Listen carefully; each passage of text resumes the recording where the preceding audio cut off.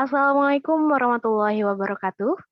Perkenalkan, kami dari kelompok 6, mata kuliah Psikologi Belajar, yang diampu oleh Ibu Dr. Yirianti Rahmayani, Jamin SPC MPD, Ibu Eklis Caseda Makarya, SPD MPD, dan Bapak Hendro Yulios Suryo Putro, SPD MPD. Kami akan membahas tentang teori belajar humanistik. Next.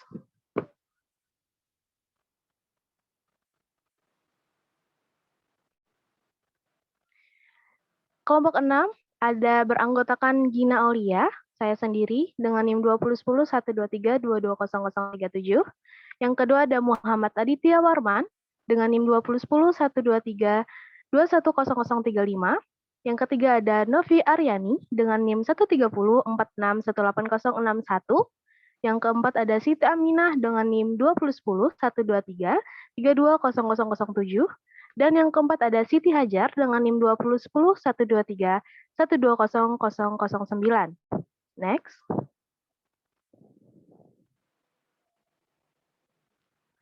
Di mata kuliah ini, kami akan membahas topik yang pertama tentang pengertian dari teori belajar humanistik. Yang kedua, siapa saja sih tokoh-tokoh penting humanistik? Yang ketiga adalah teori belajar humanistik dalam meningkatkan prestasi belajar. Yang keempat adalah implikasi teori belajar humanistik. Dan yang kelima adalah kelebihan dan kekurangan teori belajar humanistik. Baik. Materi yang pertama akan disampaikan oleh Siti Aminah. Dipersilahkan.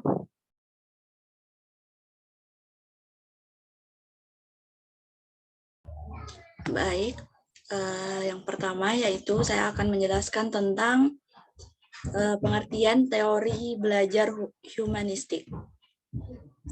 Jadi, pengertian dari teori belajar humanistik yaitu memanusiakan manusia, yang dimana artinya yaitu mewujudkan lingkungan belajar yang menjadikan peserta didik terbebas dari kompetisi yang hebat, kedisiplinan yang tinggi, dan ketakutan gagal.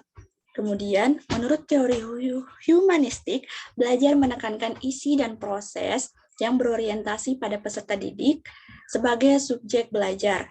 Teori ini bertujuan memanusiakan manusia sehingga ia mampu mengaktualisasikan diri dalam hidup dan penghidupannya.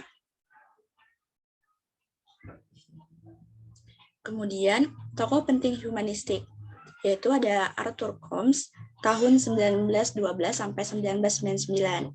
Bersama dengan Donald Snigg, tahun 1904 sampai 1967, mereka mencurahkan banyak perhatian pada dunia pendidikan. Combs memberikan lukisan persepsi diri dan dunia seseorang seperti dua lingkaran besar dan kecil yang bertitik pusat pada satu. Kemudian, makin jauh peristiwa-peristiwa itu dari persepsi diri, makin berkurang pengaruhnya terhadap perilakunya. Jadi, hal-hal yang mempunyai sedikit hubungan dengan diri, makin mudah hal itu terlupakan. Seperti yang terlihat pada gambar di layar, yaitu lingkaran kecilnya adalah gambaran dari persepsi diri, dan lingkungan besarnya adalah gambaran dari persepsi dunia. Kemudian, Arthur juga berpendapat, yang pertama yaitu, guru merasa saat memberikan pelajaran yang sistematik sudah selesai, padahal pelajaran tersebut belum memberi arti pada kehidupan siswanya. Kemudian yang kedua, menurut Combs, untuk mengerti tingkah laku peserta didik, yang perlu dipahami adalah mengerti bagaimana dunia itu dilihat dari sudut pandang peserta didik. Kemudian menurut Combs juga, siswa malas belajar karena ada sesuatu yang lebih menarik di dalam pikirannya, atau di luar kelas mungkin menyenangkan. Hal ini menyebabkan peserta didik tidak semangat dalam belajar, atau siswa bosan, dan guru bisa lebih mengembangkan sisi positif dari siswanya daripada sisi negatifnya.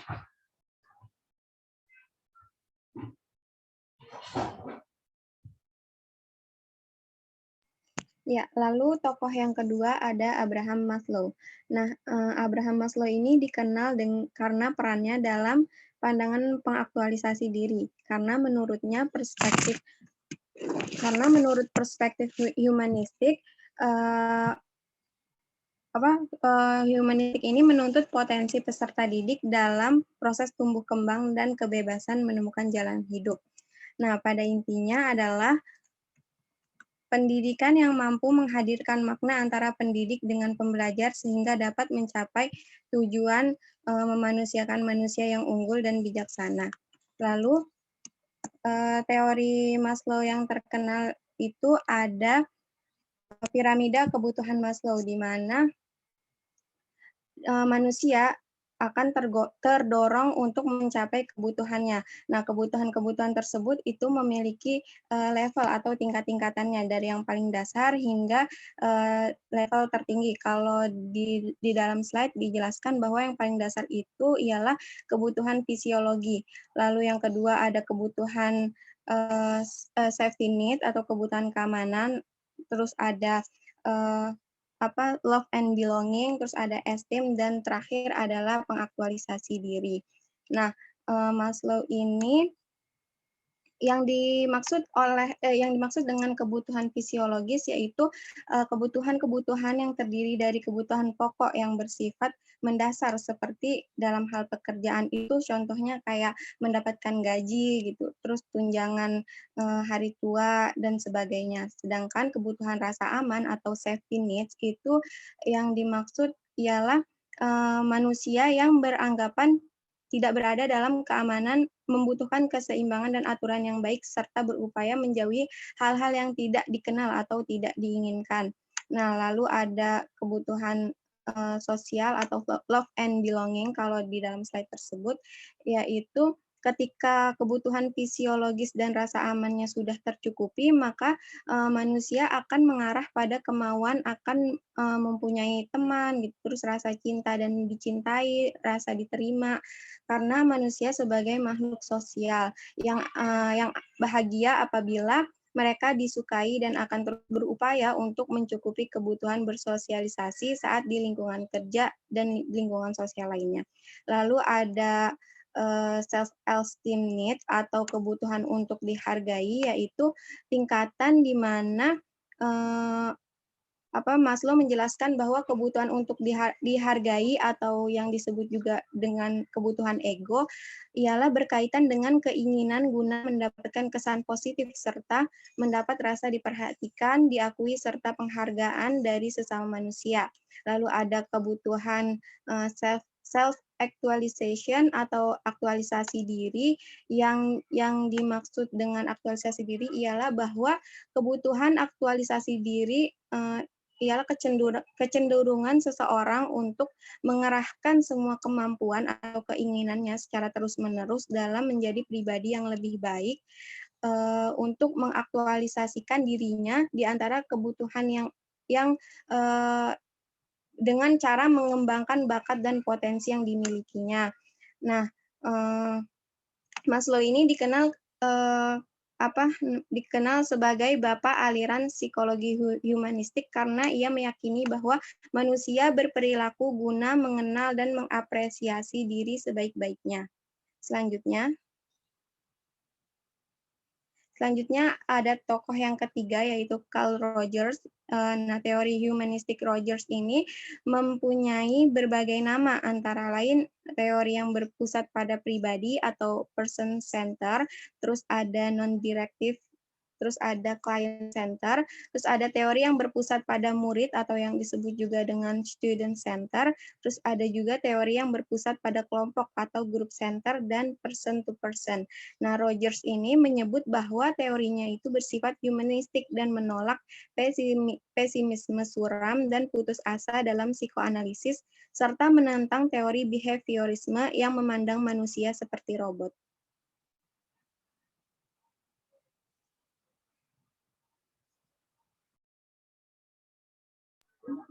Baik, selanjutnya meningkatkan prestasi belajar siswa. Yang pertama adalah pembelajaran humanistik memandang siswa sebagai subjek yang bebas untuk menentukan arah hidupnya. Kemudian yang kedua, teori belajar humanistik, tujuan belajar adalah untuk memanusiakan manusia, yang mana proses belajar dianggap berhasil jika si pelajar memahami lingkungannya dan dirinya sendiri. Kemudian yang ketiga adalah siswa dalam proses belajarnya harus berusaha agar lambat laun ia mampu mencapai aktualisasi diri dengan sebaik-baiknya. Jika teori tersebut telah diimplementasikan, maka siswa diharapkan mampu meningkatkan prestasi belajar.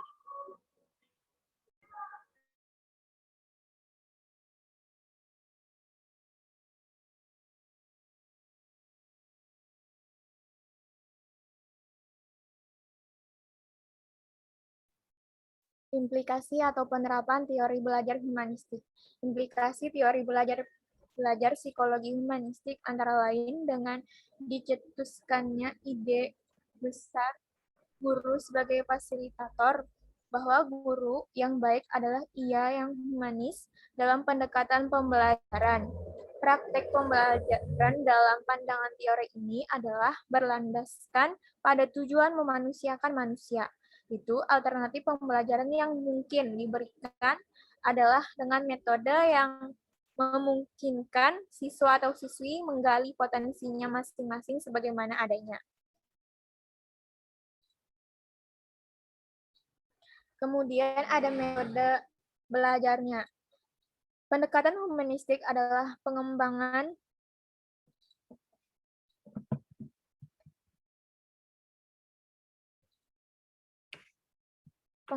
nilai-nilai dan sikap pribadi yang dikehendaki secara sosial dan pemerolehan pengetahuan yang luas tentang sejarah, sastra, dan pengolahan strategi berpikir produktif. Implikasi teori belajar humanistik yang pertama ada pembelajaran aktif atau active learning. Artinya, belajar aktif merupakan langkah cepat, menyenangkan, dan menarik.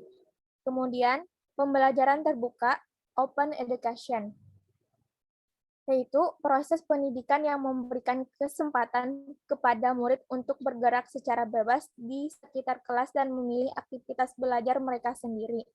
Ada yang ketiga, pembelajaran dipercepat, the accelerant learning. Maksudnya, pembelajaran ini berlangsung secara cepat, menyenangkan, dan memuaskan. Yang keempat, belajar yang menyenangkan. Artinya,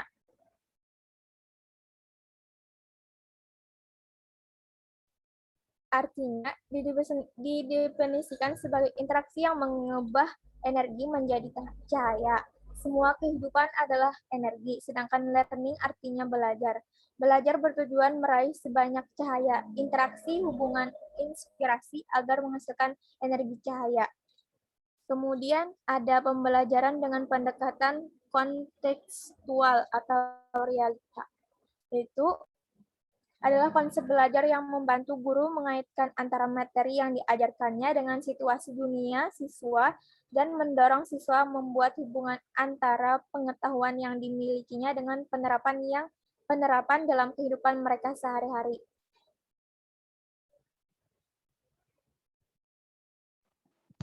Baik, sebelumnya di slide ini ada kesalahan penulisan. Nah, yang di sebelah kanan itu adalah kekurangan, dan yang sebelah kiri itu adalah kelebihan. Ada kesalahan penulisan di judul. Baik, saya akan menjelaskan yang pertama, di kotak warna biru, itu seharusnya kekurangan. Nah, yang pertama itu tidak bisa diuji dengan mudah. Kenapa? Karena teori humanistik ini sifatnya ada di dalam pribadi manusia yang terletak pada pribadi manusia itu sendiri. Jadi, untuk mengujinya agak sulit diuji. Yang kedua adalah terjadi kejadian biasa dalam tujuan.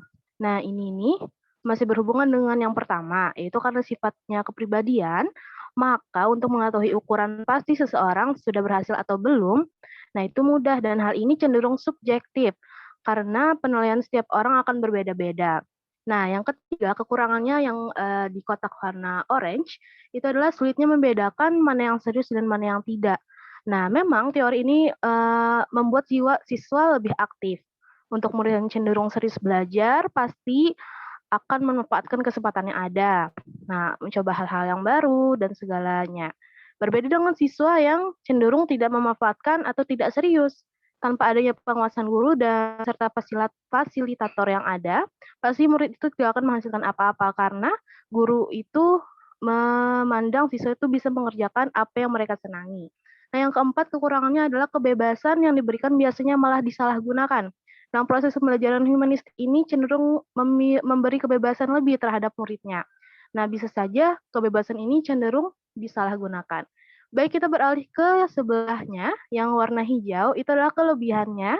Nah, yang pertama itu ada mengedepankan demokratis, partisipatif, dialogis, dan humanis.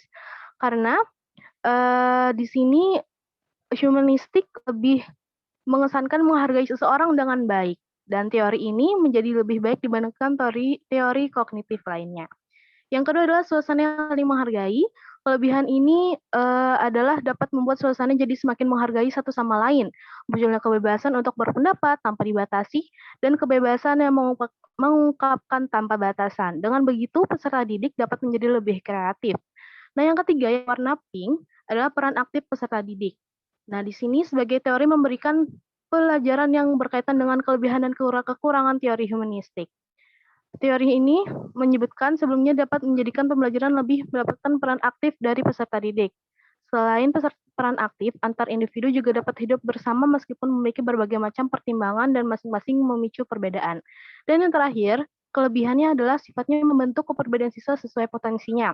Kelebihan teori humanistik ini yang adalah membuat peran aktif peserta didik dan lebih dominan daripada guru, dan tidak seperti teori pendahulunya yang guru sebagai pusat pembelajaran dan memaksa siswa untuk menerima semua pelajaran bahkan yang tidak disukainya. Jadi, di teori humanistik ini dia lebih mengedepankan siswanya suka apa, potensi siswanya apa yang ingin dikembangkan, jadi supaya siswanya lebih senang belajar.